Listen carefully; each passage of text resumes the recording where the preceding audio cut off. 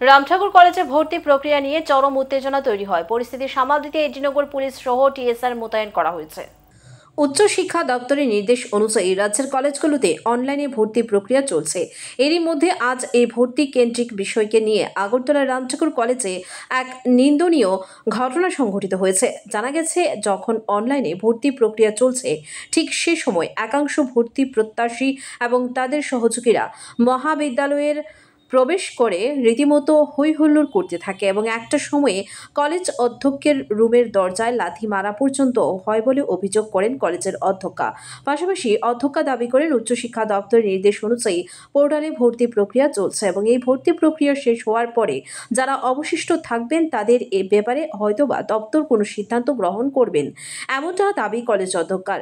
পাশাপাশি আজকের ঘটনা নিয়ে ওনার বক্তব্য হচ্ছে, কলেজের কিছু কলেজের ছাত্র এবং বহিরাগতরা মিলে যেভাবে প্রায় তাণ্ডব লীলা সংঘটিত করেছে, তার পরিপ্রেক্ষিতে কলেজের বিভিন্ন স্তরে অধ্যাপক অধ্যাপিকারা নিরাপত্তাহীনতায় ভুগছিলেন এবং একটা সময় বাধ্য হয়ে পুলিশকে খবর দিতে হয়েছে। ভর্তি প্রক্রিয়ার বিষয়ে দপ্তরকে অবগত করবেন, তারপর পরবর্তী সময়ে যারা ভর্তি প্রত্যাশী তাদের ক্ষেত্রে যাতে করে দপ্তর উদ্যোগ গ্রহণ করে সে বিষয়ে কথা বলবেন।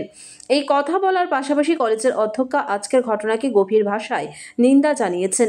এই ভর্তি প্রক্রিয়া নিয়ে বাদারঘাট এবং সন্নিহিত 2-3টে বিধানসভা কেন্দ্রের ভর্তি প্রত্যাশীদের হয়ে স্থানীয় শাসক দলের যুব মোর্চার কর্মীদের আজ কলেজে এসে ভর্তি প্রক্রিয়ার ক্ষেত্রে বা ভর্তির ক্ষেত্রে যাতে অবশিষ্ট ছাত্রছাত্রীর সুযোগ পায় সে বিষয়ে ব্যবস্থা গ্রহণ করার জন্য স্মারকলিপি প্রদান করা হয়।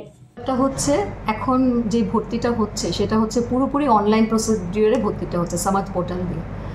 তো পোর্টাল আমাদের এই নিয়ে 3বার অলরেডি খোলা হয়েছে, মানে যারাই যখন ভর্তি হচ্ছে না বলা হচ্ছে তোমরা অ্যাপ্লাই করো। সেটা আমরা বলছি না, এটা বলছে ডিপার্টমেন্ট অফ হায়ার এডুকেশন। আমরা যেহেতু ডিপার্টমেন্টের আন্ডারে, তো সেই নোটিফিকেশনগুলো আমরা আমাদের ওয়েবসাইটেও দিয়ে দিই যখনই বলা হচ্ছে, এবং আমাদের গেটের সামনে আপনারা দেখবেন 3 ভাষায় দেওয়া আছে। লাস্ট যেটা 16 থেকে 21-এ যে অ্যাডমিশনটা দেওয়া আছে সেটা বাংলা, ককবরক, ইংরাজি 3টে ভাষায় আমরা দিয়ে রেখেছি অ্যাডমিশন প্রসিডিওরে। এখন ওদের যে ডেপুটেশন সেটা হচ্ছে কি, ওরা কিছু নাম দিয়েছিল সেগুলো কেন ভর্তি হয়নি এটা কথা, এবং যারা লোকাল এখানে ওরা অনেকেই ভর্তি হতে পারেনি।